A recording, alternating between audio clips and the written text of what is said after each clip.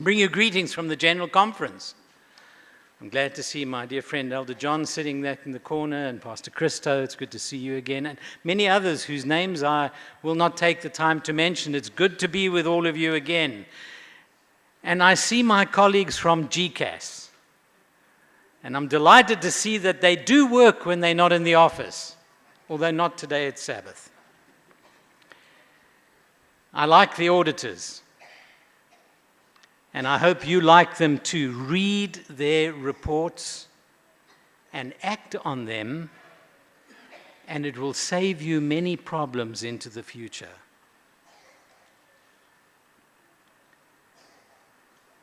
Let us pray. Father, for your goodness and your kindness, we thank you. And now we ask that the words of our mouths and the meditations of our hearts be acceptable in your sight. O Lord, our strength and our Redeemer. For we pray it in Jesus' name. Amen. I think and I thought as I sat in this beautiful church this morning, and I started to look around at the pictures. And it didn't take too long, because I was brought up in the Adventist church, to realize that this was the days of creation.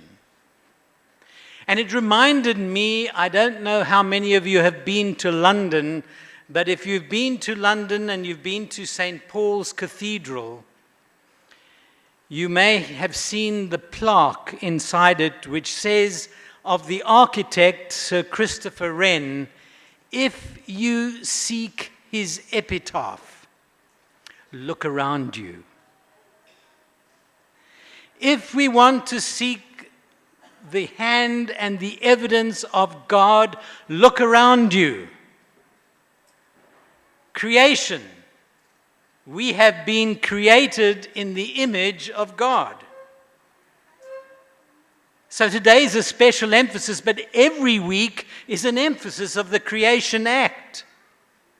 That's what Sabbath.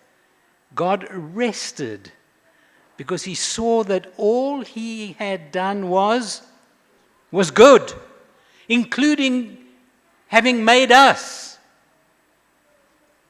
Did he need the rest?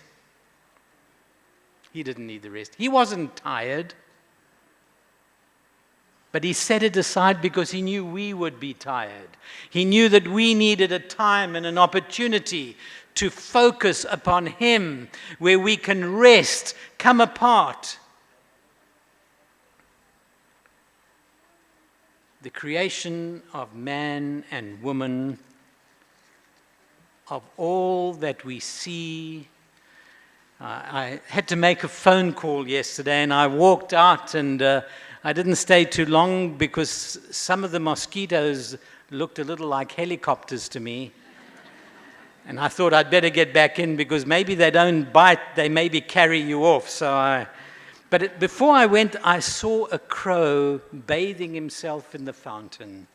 He enjoyed every moment of it, and the flowers that were out. And there was a man trimming the hedges, and the flowers so beautiful, and the birds flying by, and the music of the birds. And I thought to myself, what a creator we serve. And we read in Genesis chapter 1 how all these things were created, and in the time periods that they were created. But in verse 27, it says, "So God created man in his own image. In the image of God created he him. Male and female created he them. God blessed them and said, 'Be fruitful, multiply, fill the earth and subdue it. I give you every seed-bearing plant on the face of the earth, and every tree that has fruit with seed in it. They will be yours for food. And to the beasts of the earth, and all the birds of the air, and all the creatures that move on the ground, everything,'" notice, "everything that has breath of life, I give every green plant for food." And it was so. God saw all that he had made, and it was very good.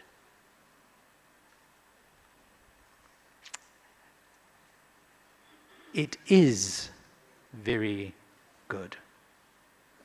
Despite the fact that we are broken because of the history of sin on this earth, yet as we even sit and are served by the miracle of hearing, the delicate system put in place so that you can hear the voice, the beautiful voices, the choir, the violins, the young people playing. This has been a high Sabbath for me. But I have been served by the miraculous creation of God.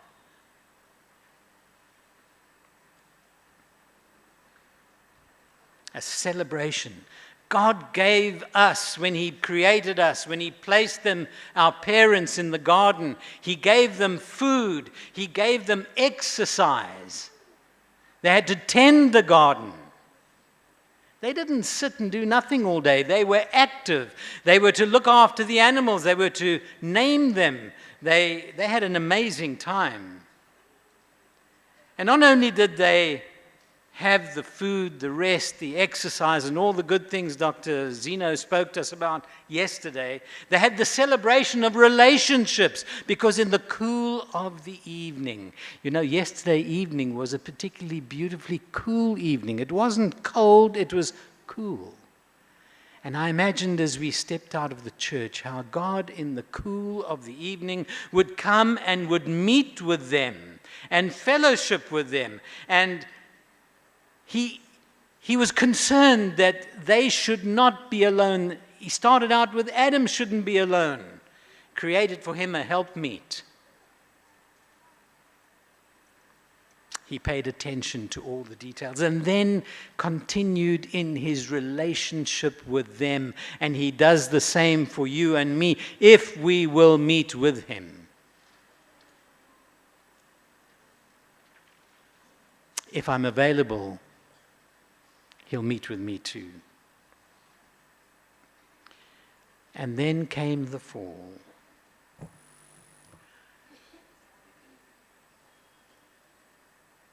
And the interesting thing to me is when God came for the usual communication in the evening, He didn't find Adam and Eve, did He? And He had to look for them, or did He really have to look for him? My two girls are no longer little girls. They've grown women, wonderful people who continue to teach me much about life. But we used to play games when they were small. And they would go and they would run away and they would hide from us. And we would then have to look for them, and we would know exactly where they were because their legs were sticking out below the curtains. But we had to go through the process. You may remember doing this, as some of you can still remember that far back. I remember back to my kids. And we go looking for them, and we know exactly where they are, but we go around saying, "Where are you? Where are you?" And as long as we have the patience and they have and you can actually see them shivering with joy as they know. God didn't need to look for Adam and Eve. He knew where they were because their feet were hanging out below the curtain, below the fig leaves.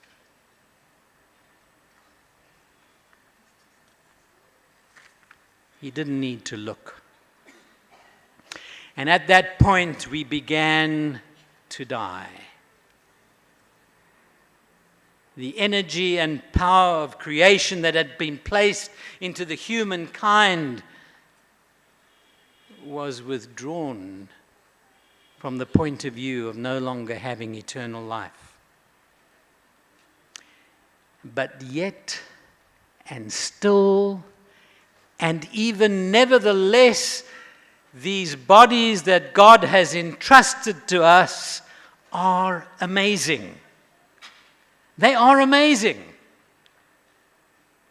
You may have woken up this morning with the odd ache and pain. Only those who did their Sabbath school lesson in this part of the church know what I'm talking about. The others got up and ran out of the church to go to where the young people go. But we may wake up with the odd ache and pain, and we may feel that we don't hear as well as we did, or even see as well as we did, but we still remain amazing creatures with a heart that beats, over which you have no volition.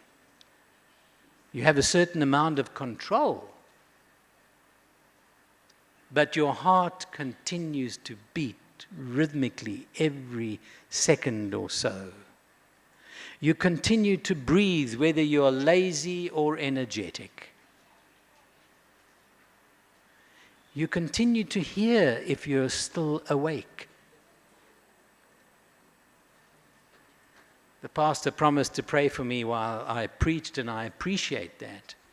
I said to him, if his eyes are closed, I will take it that he's sleeping and not praying.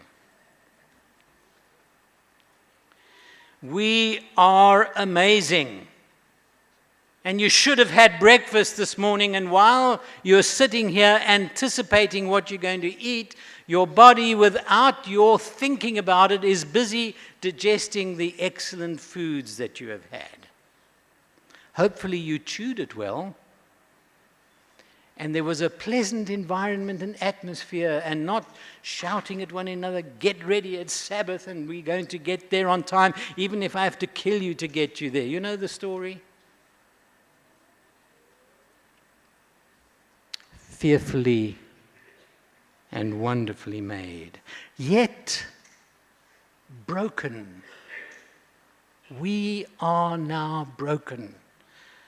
And yet in our brokenness, by the grace of God, we can have wholeness. And at that time when creation happened and Adam and Eve moved forward and then they fell, an amazing plan kicked into place. The plan of salvation, the lamb slain from the foundation of the world, became the solution to the problem. Through incarnation, through his death, through his resurrection, and he is coming again.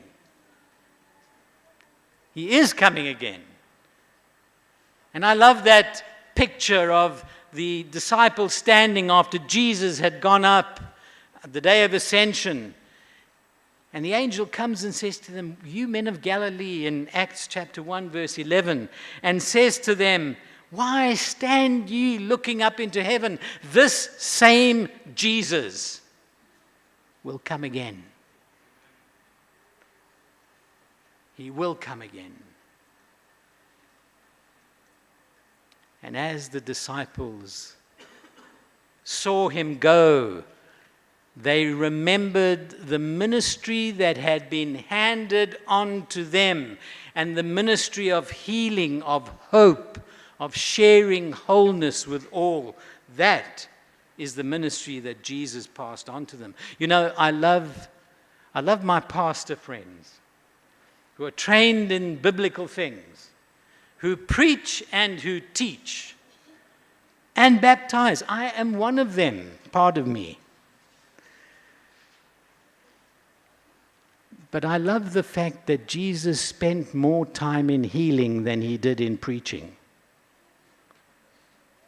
Do you think there's a lesson for us in that?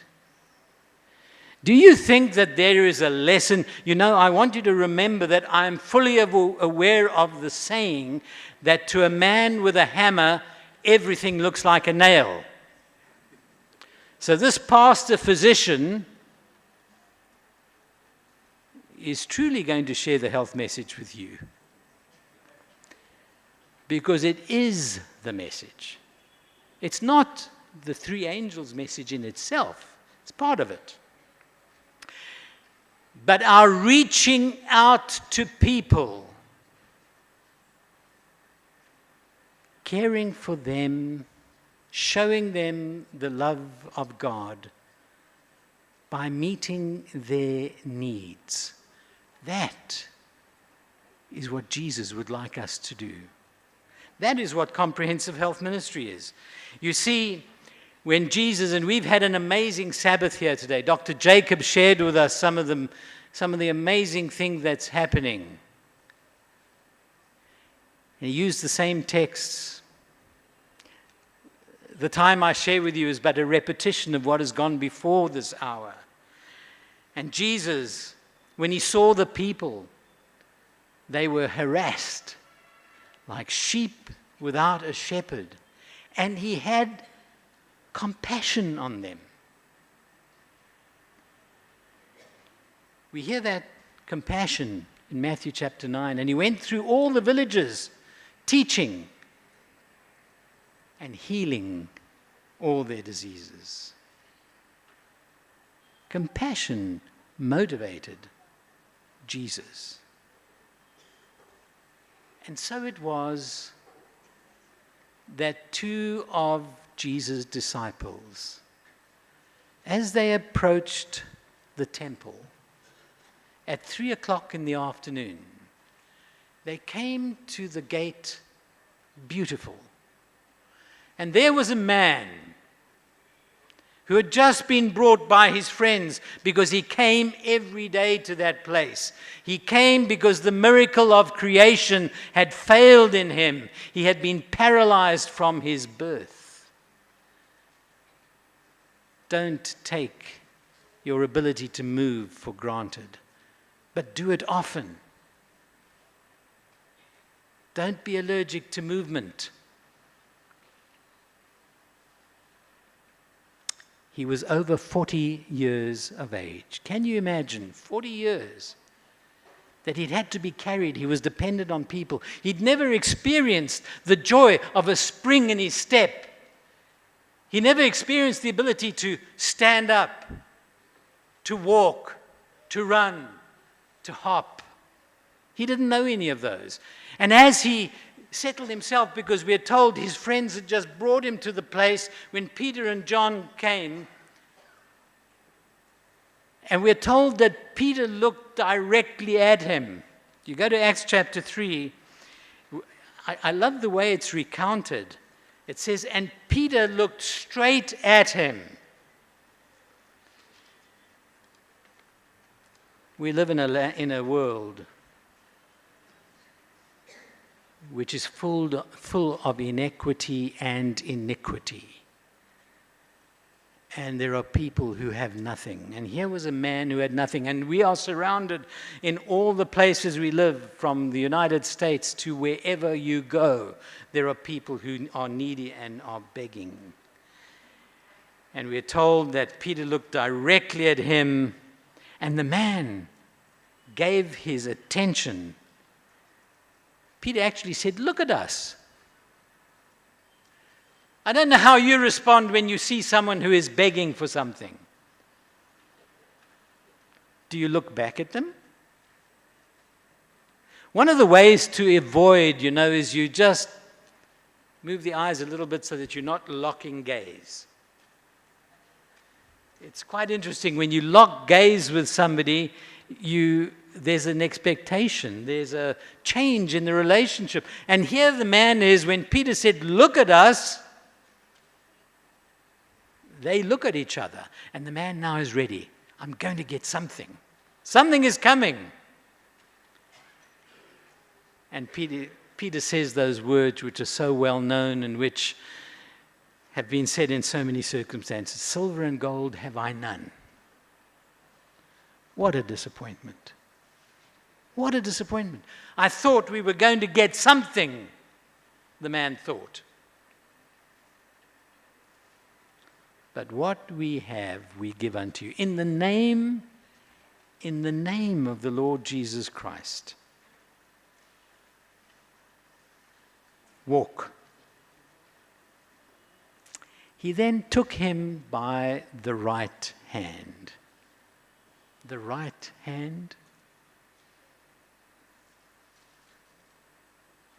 I would think Peter used his right hand to take the man by the right hand. If we extend the hand to shake, normally an individual extends the same hand back.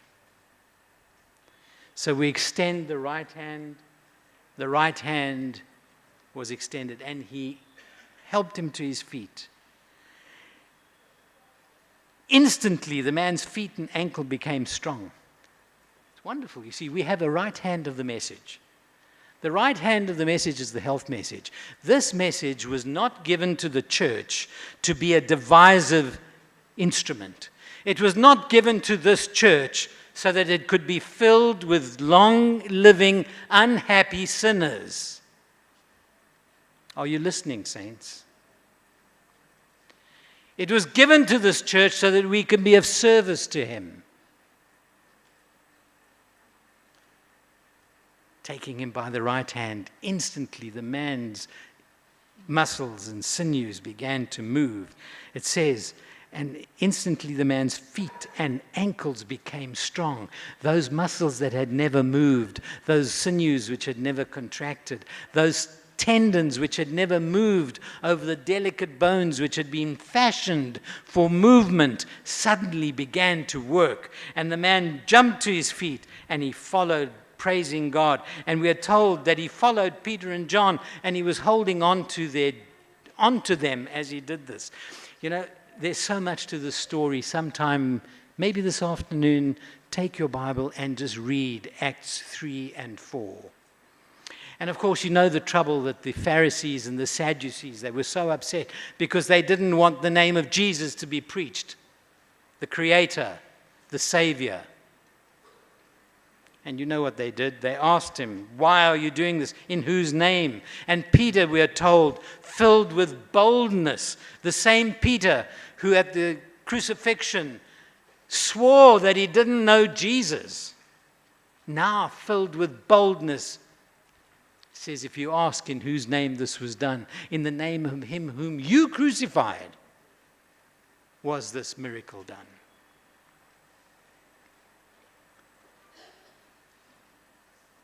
And directly after that, Peter talks about restoration which is to come, because they're asking about Jesus. And they don't want to know about Jesus, but Peter doesn't worry about that because he tells them about Jesus. And he says that restoration will come when you go to Acts chapter 3, verse 21, until the time he comes from God to restore everything. So restoration will come. In this miracle of healing, this miracle in which the right hand was extended, where comprehensive health ministry was being enacted, restoration was predicted and promised. And then we find when Peter responds, because he's being accused of doing an act of kindness. He said, if we're being in trouble because we did an act of kindness, then hear this. It was in the name of Jesus. And he said, there is no other name given under heaven by which we can be saved. Salvation is found in none else. Those men who listened and women must have been astonished, because the Bible tells us they were. They were astonished for two reasons. Number one, these were unschooled men. Many of them were fishermen. There was a physician among the group, but Peter and John we're talking about. They were unschooled men. And then there's another thing which amazed them. They saw that these men had been with Jesus.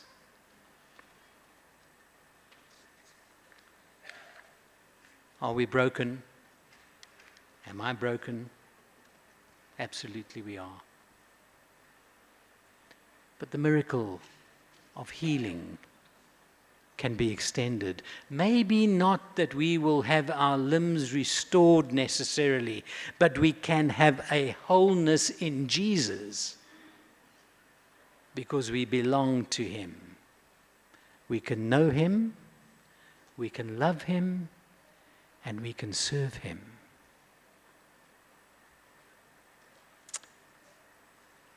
And so we find that in the Bible, the handkerchief of revelation comes to wipe away the tears of Genesis. We find that Genesis, where things were created, where a wonderful world was made, where opportunity was set in motion, and then came the fall. Then we go to Revelation 21 and we find that John tells us about a new earth and a new heaven. For the first heaven and the first earth had passed away. So we're hearing about a recreation. And key in that recreation, I'm interested to see what John talks about. He says he will wipe every tear from their eyes. Because you see, there'll be no more death, no more illness, no more suffering, no more mourning, no more crying, no more pain. It names there will be no more pain. Anyone who's experienced pain will be grateful that that day there will be no more pain. So why was this church given a health message which is so inextricably linked with the story of salvation? 1863, the first message. 1865, or it was the second major one. 1865, the third message. But she told us when she was given the first message in 1863, the major health vision, that it was given so that we could be of service because our work was not yet done. We get benefits of longevity, absolutely. Does it trouble you as it troubles me that there is often more division and discussion and disagreement about health than about almost anything else in our church? It shouldn't be that way. God wants us to have wholeness in our brokenness. He wants us to be balanced. He wants us to be reasonable. He wants us to follow the message appropriately. Tucked away in Genesis 45 is a little word of advice that Joseph gave to his brothers when they left to go back and fetch their father for the great reunion in Egypt. Verse 24. Do not quarrel along the way. Not between your health systems, not between your diet approaches, not between which kind of vegetarian it's the better one to be, a total, an ovo, lacto, pesco. That's not what our division is to be. We're to be reflective of the grace, the mercy, the love, and kindness of the Savior, because we belong to Him. We have been fearfully and wonderfully made, and therefore we have a responsibility to serve Him. My prayer in this beautiful church, in this lovely setting, in this division which is filled with opportunity and many, many challenges, is that the Lord will richly bless the mission, the efforts, and every initiative to make known the Creator, the Savior, our brother, our Father, and our friend, so that people will want to know who it is that makes us different. We can talk Christ's method. My prayer is that we leave this place and live it. Gracious Father, we ask that that will be our experience of a close, practical walk with you each day. For we ask it in Jesus' name.